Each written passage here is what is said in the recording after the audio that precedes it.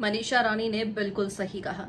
बेटी पढ़ाओ, बेटी बचाओ। ये नारा तो बहुत देखने को मिलता है, हर जगह वायरल है, लेकिन क्या असल में ये चीजें हो भी रही हैं? बेटी को पढ़ा तो दिया, लेकिन बेटी को बचा कौन रहा है? आखिर कहा है हमारी बेटियां सुरक्षित।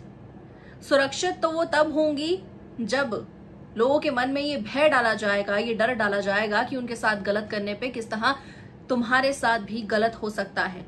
जब लोगों के मन में एक डर होगा कि इस गलती को करने से पहले भी उनकी रूह कांप जाए या उनके मन में वैसी सोच ही कभी ना आए। हमारा देश तभी तो लड़कियों के मामले में बिल्कुल सुरक्षित नहीं है क्योंकि हमारे देश में ऐसा लॉ ही नहीं है। जब महिला हमारे देश में सुरक्षित होगी तभी तो आजादी मनाई जाएगी, तभी तो इंडिपेंडेंस डे का कोई मतलब होगा। बेटी पढ़ाओ बेटी बचाओ से कोई मतलब नहीं रह गया। बेटियां तो पढ़ रही हैं, लेकिन बेटियों को बचा कौन रहा है? वो तो आज भी कहीं भी सुरक्षित नहीं है। आज एक डॉक्टर के साथ कुछ हो रहा है तो लोग ये कह रहे हैं कि बड़े बातें होती थी कि लड़की का प्रोफेशन गलत है ना, तो उसके साथ इस तरह की घटिया हरकत हो गई। लेकिन वो तो डॉक्टर थी, वो तो लोगों को बचाने का काम कर रही थी, तो उसके साथ क्यों गलत हुआ? कोई कहता है कि छोटे कपड़े पहनकर घूमती है ना लड़कियां तो नीयत बदल जाती है, लेकिन क्या एक 70 साल की महिला का शरीर देखकर इंसान की नीयत फिसल जाए? क्या वो भी कोई गलत कपड़े पहनकर घूम रही है? या बुर्का पहनने वाली के साथ भी उसकी कोई बॉडी उस मर्द को दिख गई कि उसकी नीयत उस पर फिसल गई?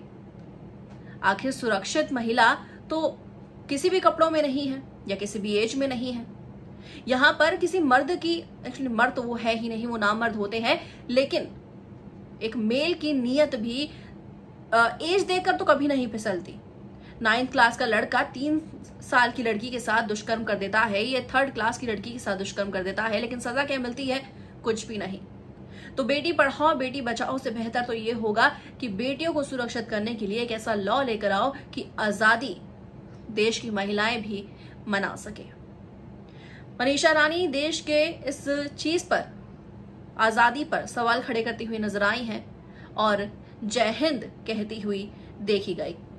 क्या कहेंगे आखिर इस बारे में आप सभी हमें कमेंट सेक्शन में जरूर लिख के बताएगा। वीडियो को लाइक शेयर, चैनल को सब्सक्राइब के बिना बिल्कुल भी ना जाए।